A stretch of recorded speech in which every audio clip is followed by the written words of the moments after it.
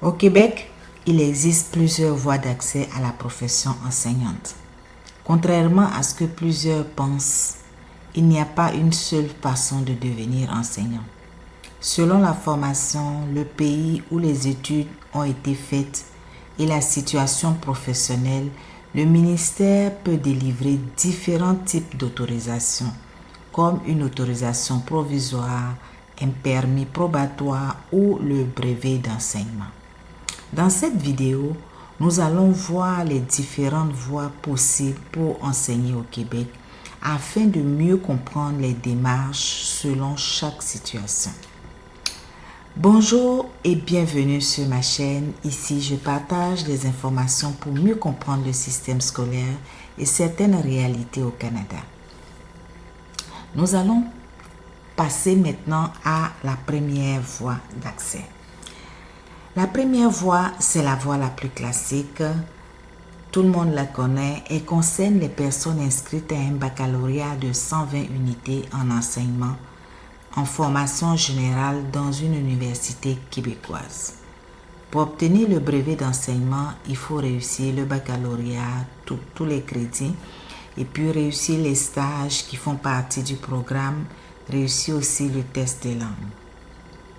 La deuxième voie, ce sont les étudiants en baccalauréat, mais qui ont complété au moins 2 années. La deuxième voie concerne, comme je l'ai dit, les étudiants inscrits à un baccalauréat en éducation préscolaire et en enseignement primaire ou en enseignement secondaire et qui ont complété au moins 2 années. Dans ce cas, il est possible d'obtenir une autorisation provisoire d'enseigner si la personne détient une promesse d'engagement d'un employeur pour un emploi en lien direct avec le programme, si la personne a réussi au moins 60 unités de son baccalauréat. Donc, sur 120 unités, si la personne a réussi 60 unités, c'est déjà pas mal. Donc, cette autorisation est valide pour une seule période d'au moins 4 années et elle n'est pas renouvelable parce que la personne doit aller terminer son baccalauréat. Ensuite, pour obtenir le brevet, il faut terminer tout le baccalauréat, réussir les stages, réussir l'examen de langue. Donc, à mi-parcours, la personne peut obtenir une autorisation pour aller faire la suppléance. La troisième voie d'accès concerne les étudiants titulaires d'un DEC, diplôme d'études collégiales techniques, en éducation à l'enfance ou d'une formation équivalente. Dans cette situation, il peut être possible d'obtenir une autorisation provisoire de dispenser le service de l'éducation préscolaire. Les conditions d'obtention indiquées sont les suivantes. Être inscrit à un baccalauréat en éducation préscolaire et en enseignement primaire, avoir accumulé 9 unités, dont au moins 3 unités dans 3 des 5 catégories prévues, détenir 3000 heures d'expérience comme éducateur ou comme enseignant dans le service de l'éducation préscolaire, détenir une promesse d'engagement d'un employeur en éducation préscolaire. Donc, cette autorisation, elle est aussi valide pour une période d'au plus 4 années et elle peut être renouvelée. La quatrième voie concerne les personnes qui possèdent déjà un baccalauréat ou un diplôme équivalent, mais pas en enseignement. Dans ce cas, il peut être possible d'obtenir une autorisation provisoire d'enseigner si la personne a accumulé au moins 45 unités dans une des matières du régime pédagogique. La personne a accumulé 9 unités réparties dans au moins 3 des 5 catégories prévues, Si la personne détient une promesse d'engagement d'un employeur pour un emploi d'enseignement en lien direct avec le programme de formation ou avec le diplôme. Cette autorisation est valide pour une période d'au plus 3 années et peut être renouvelée. Le premier renouvellement, au moins 20, pour qu'il y ait un premier renouvellement, il faut qu'il y ait au moins 21 unités de formation en éducation. Deuxième renouvellement, au moins 33 unités. Troisième renouvellement, au moins 51 unités, incluant un stage. Donc, c'est toutes ces petites catégories-là, il faut les respecter pour qu'il y ait renouvellement. La cinquième voie d'accès,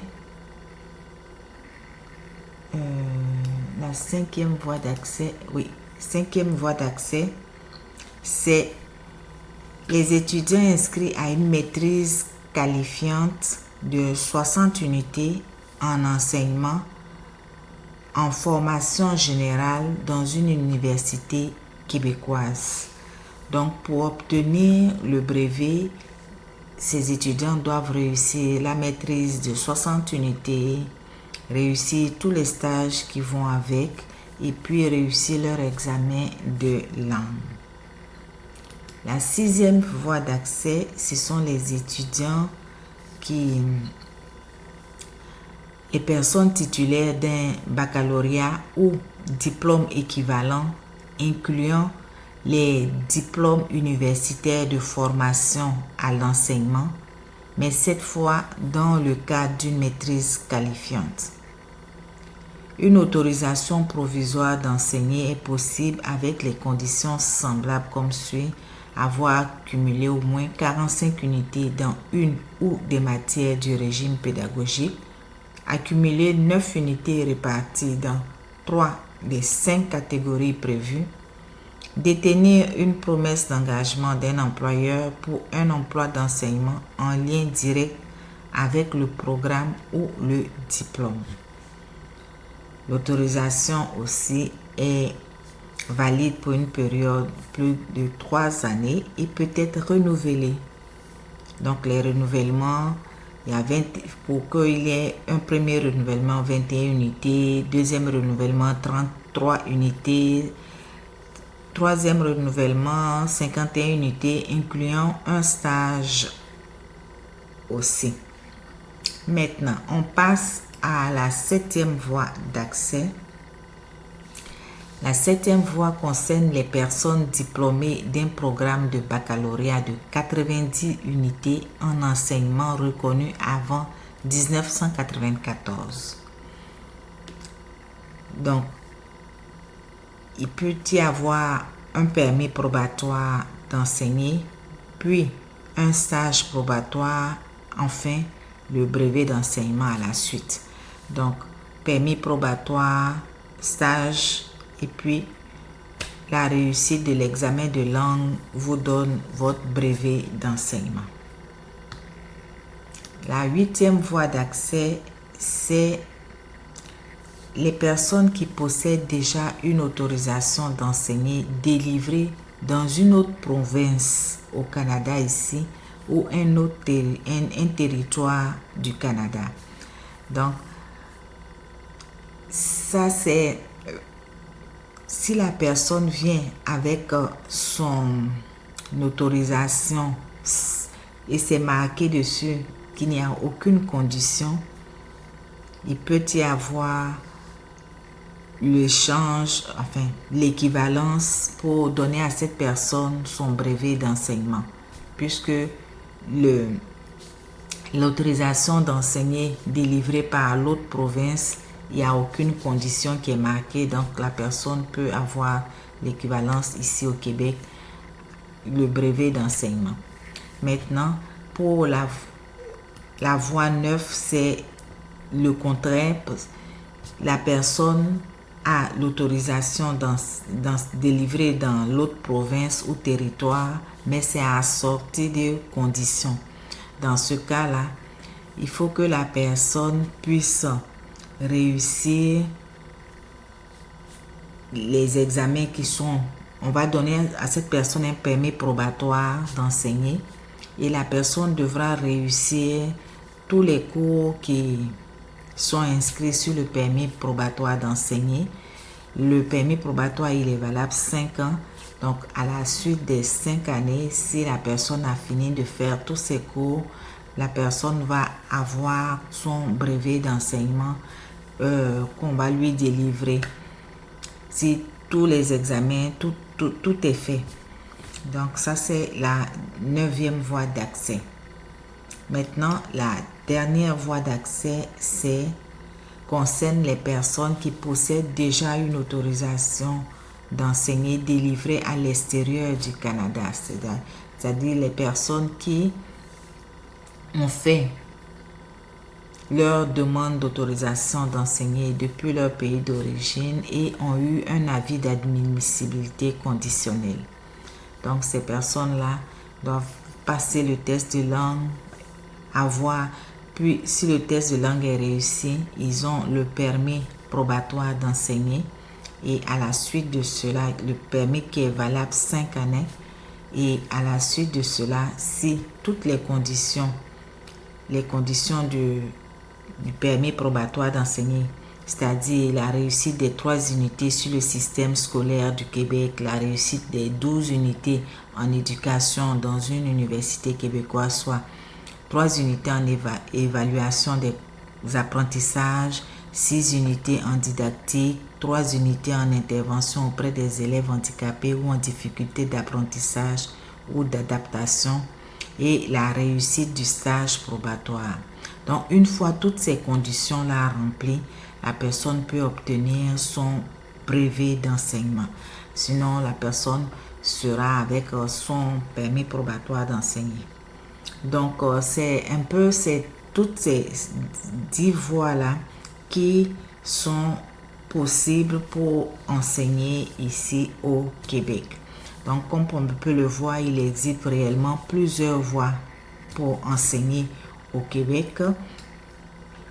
Certaines voies concernent les personnes formées au Québec, d'autres des personnes déjà engagées dans un programme universitaire et d'autres encore sont des personnes formées dans une autre province ou à l'étranger. Le point important à retenir, c'est que le parcours dépend toujours de la situation de départ. Selon le cas, la personne pourra passer directement vers le brevet ou d'abord par une autorisation provisoire, un permis probatoire, des cours complémentaires, un stage probatoire ou un examen de langue. Donc, tout dépend vraiment de la situation. Si ce contenu vous intéresse, n'hésitez pas à vous abonner à la chaîne. Je partage régulièrement des informations concrètes sur le système scolaire et les réalités au Canada. Merci d'avoir regardé cette vidéo et à très bientôt pour une prochaine vidéo. Bye bye.